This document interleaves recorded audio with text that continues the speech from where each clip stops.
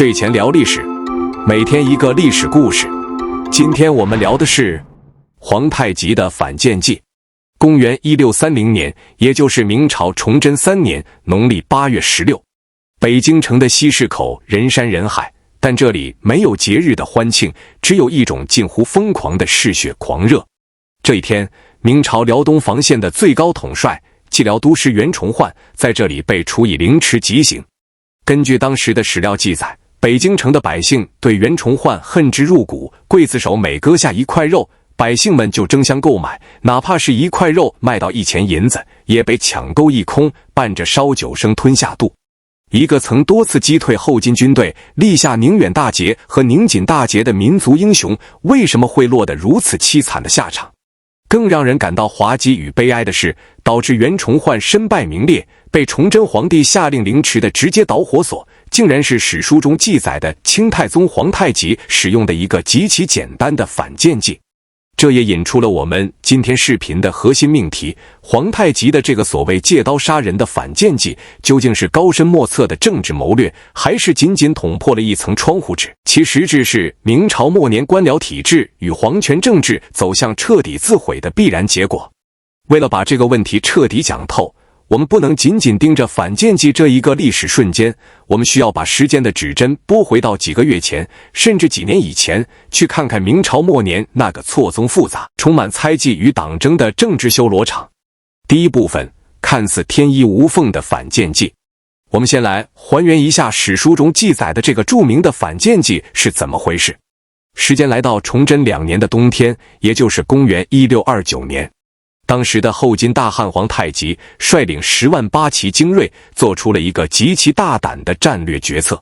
他知道袁崇焕苦心经营的关宁锦防线固若金汤，正面强攻肯定占不到便宜，于是他绕到蒙古，绕过了山海关，从长城沿线的喜峰口、龙井关一带破关而入，兵锋直指大明朝的心脏北京城。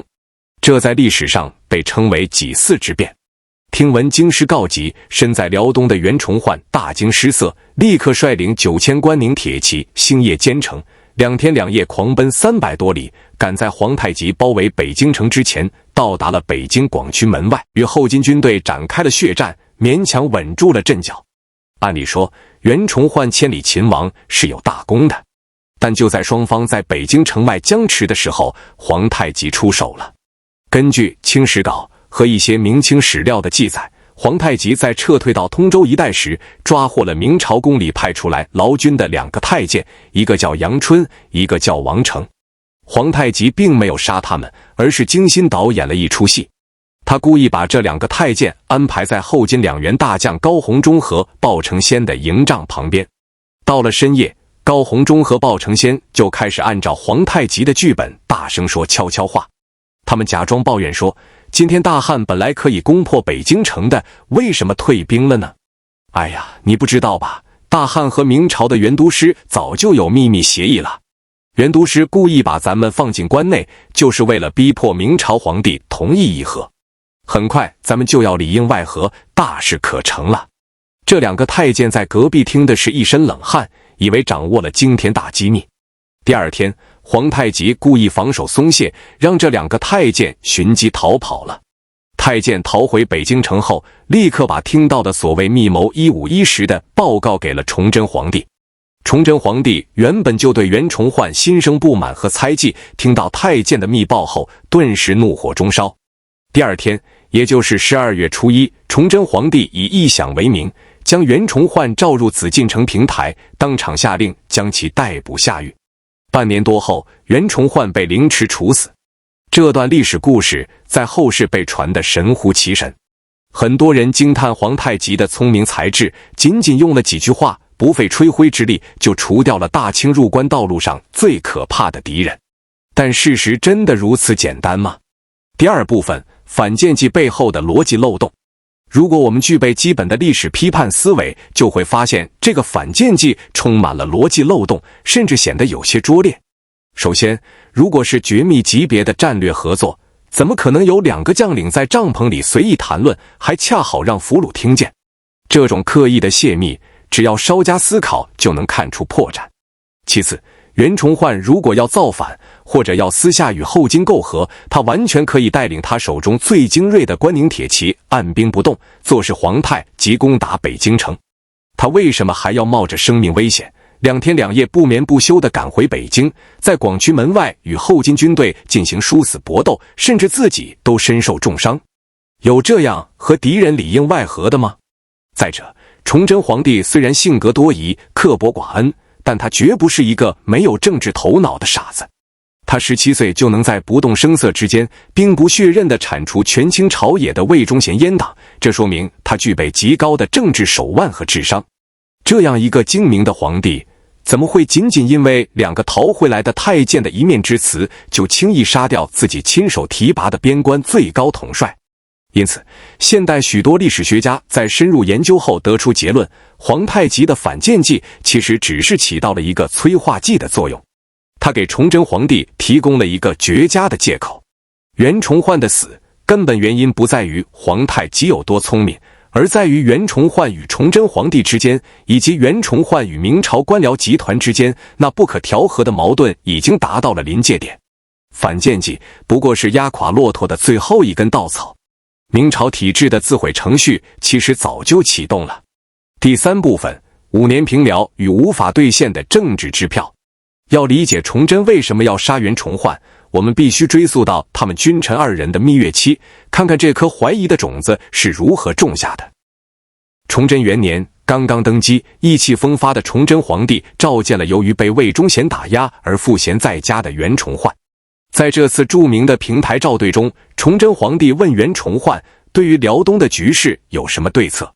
袁崇焕当时为了给年轻的皇帝打气，也为了展示自己的抱负，说了一句让他后悔终生的话：皇上如果能给臣足够的权力、兵马和粮草，臣保证5年之内平定辽东，全辽可复。崇祯皇帝一听，高兴得简直要跳起来。辽东问题折磨了明朝几十年，耗尽了国库，现在终于有人敢拍胸脯说5年解决问题。崇祯当即表示，只要你能5年平辽，你要钱给钱，要人给人，甚至内阁首辅干得不好，我都可以换，绝不让你受委屈。这看似是一段千古君臣佳话，但实际上这是一次极其危险的政治博弈。袁崇焕退朝后，同僚问他：5年平辽，你真的有把握吗？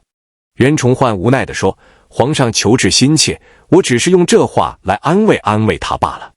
同僚大惊失色，说：皇上是何等英明严明之人，你在皇上面前夸下海口，到时候兑现不了，那是要掉脑袋的啊。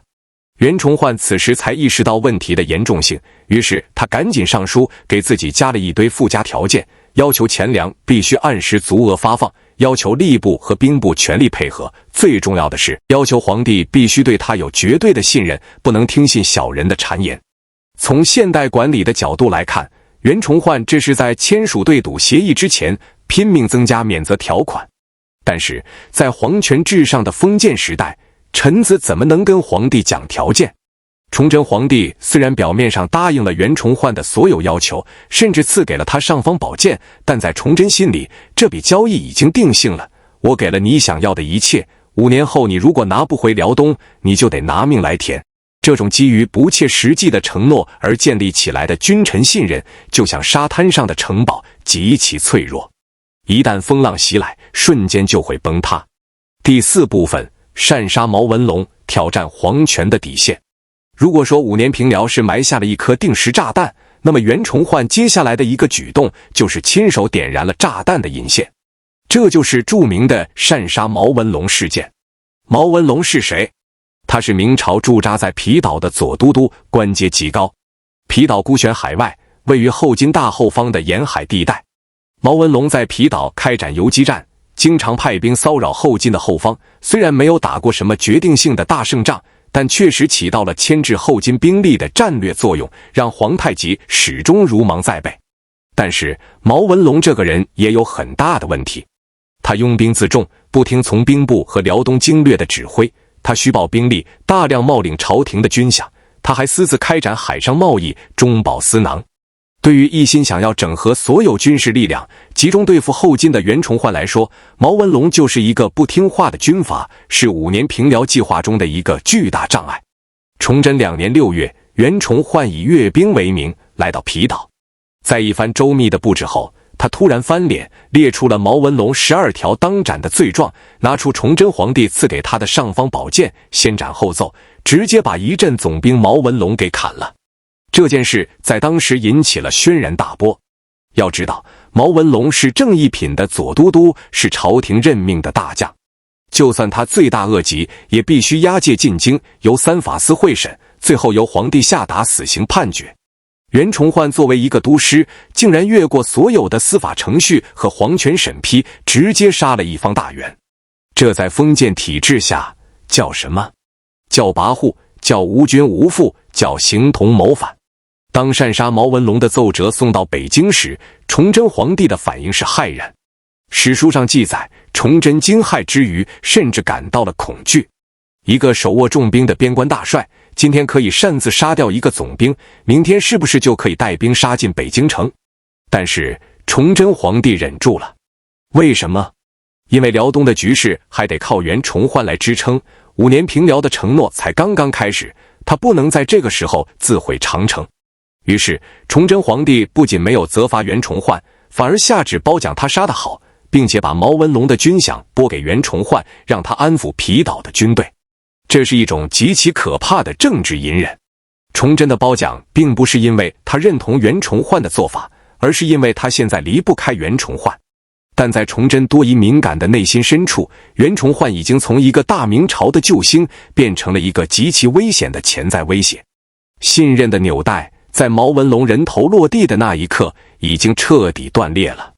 第5部分，几次之变，政治死局的形成。所有的隐患终于在崇祯2年的冬天全面爆发，这就是我们前面提到的几次之变。当皇太极的10几万大军突破长城，兵临北京城下时，整个大明朝廷陷入了极度的恐慌和愤怒之中。这种愤怒几乎全部倾泻到了袁崇焕的头上。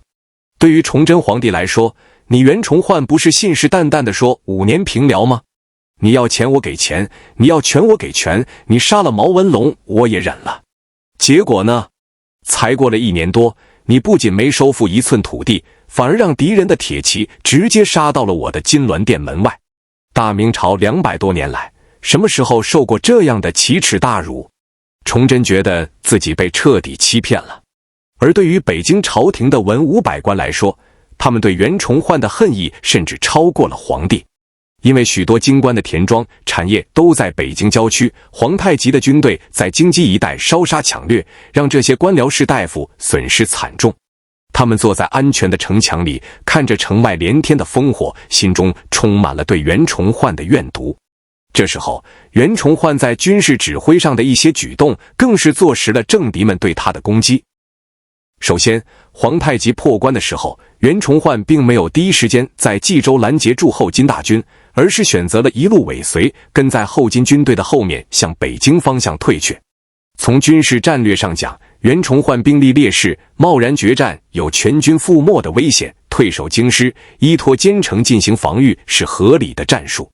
但在不懂军事的文官看来，这就是畏缩避战，甚至有人说是袁崇焕故意把敌人引进来的，这叫纵敌长驱。其次，袁崇焕带兵赶到北京城下后，他的士兵长途奔袭，又冷又饿，疲惫不堪。袁崇焕向崇祯请求，希望能让关宁军进入北京城的外城休整，这在军事上是完全正当的要求。但崇祯皇帝此时已经对袁崇焕极度不信任，怎么可能让这支外地军队进城？万一袁崇焕趁机兵变怎么办？于是崇祯坚决拒绝开城门，关宁军将士只能在数9寒冬的北京城外挨冻受饿，还要和清军死战。更致命的是，袁崇焕之前为了争取时间修筑防线，曾经私下里与皇太极进行过秘密的和平谈判。当时明朝的国策是绝对不和后金妥协，议和在政治上绝对正确的大环境下是妥妥的卖国行为。这件事在平时可能只是个把柄，但在兵临城下的紧张时刻，立刻被无限放大。朝野上下开始流传一种极其可怕的说法：袁崇焕带兵回京根本不是来擒王的，他是故意放清军入关，想借清军的刀来胁迫朝廷同意议和，以掩盖他无法兑现5年平辽诺言的罪责。这就是当时非常著名的纵离是和之说。第6部分，党争与体制的绞肉机。在这样的氛围下，皇太极的反间计登场了。太监把偷听到的所谓密谋报告给崇祯，真的起到了决定性的作用吗？其实并没有，这更像是一个确认偏差。崇祯皇帝心里早就判定袁崇焕不可信，有异心，而太监的报告正好完美地契合了崇祯内心的猜忌，为他下决心逮捕袁崇焕提供了一个看似合理的借口。更深层次的原因是明朝晚期那犹如复古之居的党争。明朝的文官集团已经腐化成了一个只顾党派利益，不顾国家死活的怪胎。袁崇焕虽然不是典型的东林党人，但他在早期的仕途中得到了东林党大佬孙承宗等人的大力提拔，因此在政治标签上被归为了东林党一系。而魏忠贤虽然倒台了，但阉党的残余势力依然盘根错节，他们一直在寻找机会反扑。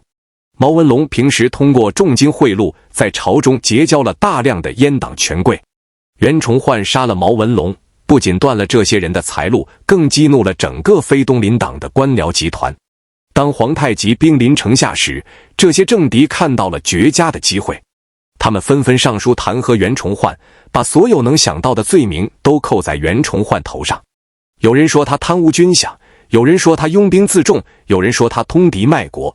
在明朝的政治生态中，一旦形成众口铄金的舆论风暴，皇帝为了平息众怒，为了推卸自己用人失察的责任，往往就会牺牲掉前线的将领。袁崇焕被捕后，他的主审官是兵部尚书梁廷栋。梁廷栋是个什么样的人？他是一个极其自私自利、嫉妒心极强的小人。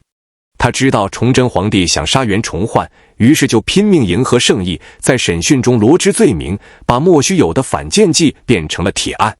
可以说，杀死袁崇焕的不是皇太极的刀，而是明朝内部体制的绞肉机，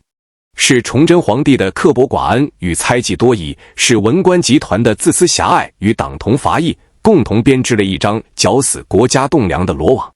第7部分，制度的绝境与明朝的悲歌。我们回顾整个明朝的历史，会发现一个令人胆寒的规律：大明朝对边关将领的防范和猜忌是刻在制度基因里的。明太祖朱元璋废除丞相，设立锦衣卫，将皇权集中到了无以复加的地步。这种极端的中央集权体制对武将防范极深，皇帝宁愿重用宦官去监军，也不愿意信任在前线流血拼命的将军。在这种体制下，一个优秀的将领面临着无法解开的死局。如果你不专权，你就无法指挥调度，打不了胜仗；但如果你专权，比如像袁崇焕那样擅杀毛文龙，统一军权，你就会触犯皇权的底线，被扣上跋扈谋反的帽子。如果你打了败仗，你是死罪；如果你打了胜仗，功高震主，依然是死罪。袁崇焕并不是完美的，他性格孤傲，办事急躁，不通政治人情，在杀毛文龙和议和的问题上确实有越权和鲁莽的地方。但是在国难当头的时刻，他依然是明朝唯一能够支撑辽东危局的统帅。皇太极的高明之处不在于他设计了一个多么巧妙的谍报计划，而在于他极其深刻地洞察了明朝内部的政治弱点。他知道崇祯多疑，知道明朝党争激烈，知道君臣之间缺乏基本的信任。那个所谓的反间计，其实只是皇太极向明朝这栋摇摇欲坠的危楼轻轻踹了一脚，结果这座危楼的内部应力瞬间失衡，自己把自己给轰塌了。崇祯杀袁崇焕，看似是维护了皇权的威严，拔掉了一个不听话的刺头，但实际上他是在自毁长城。袁崇焕死后，辽东的关宁铁骑军心涣散，祖大寿等将领对明朝彻底绝望，后来纷纷降清。明朝再也没有人能够，也没有人敢站出来去承担平定辽东的重任了。因为大家看得很清楚，你就算拼尽全力保卫了这个朝廷，最后换来的可能也是西市口那惨不忍睹的千刀万剐。崇祯皇帝自认为聪明绝顶，自认为能驾驭群臣，但他用世界上最残酷的刑罚杀死了世界上最忠心于他的人。14年后，也就是公元1644年，当李自成的农民起义军包围北京城时，崇祯皇帝身边已经没有一个可用的将领。他敲响了景阳钟，满朝文武竟然无一人上朝。最后，这位孤家寡人只能绝望地吊死在眉山的歪脖子树上，为大明王朝殉葬。不知道在生命结束的最后一刻，崇祯皇帝有没有想起那个曾经对他说要5年平辽，却被他凌迟处死的袁都师？总结：历史的真相往往比小说更加残酷。皇太极的反间计在历史上被放大了它的作用，它被清朝的史官们用来粉饰大清开国皇帝的神机妙算，同时用来嘲笑大明皇帝的愚蠢。但透过历史的迷雾，我们看到的是一场制度的悲剧。袁崇焕的死是明末政治体制极度腐败、君臣关系极度扭曲、文官集团极度堕落的集中体现。这不是单纯的军事失败，这是一场彻头彻尾的政治自毁。借刀杀人的刀看似握在皇太极手里，但真正在背后发力的却是大明王朝自己。好了，今天的历史故事就聊到这里。关于袁崇焕的悲剧，你认为是皇帝的错，是体制的错，还是袁崇焕自己性格的悲剧呢？感谢观看本期时光 Gamers。 如果你也想拾起这段历史的碎片，请在评论区告诉我。我是每天一个历史故事，我们下期见。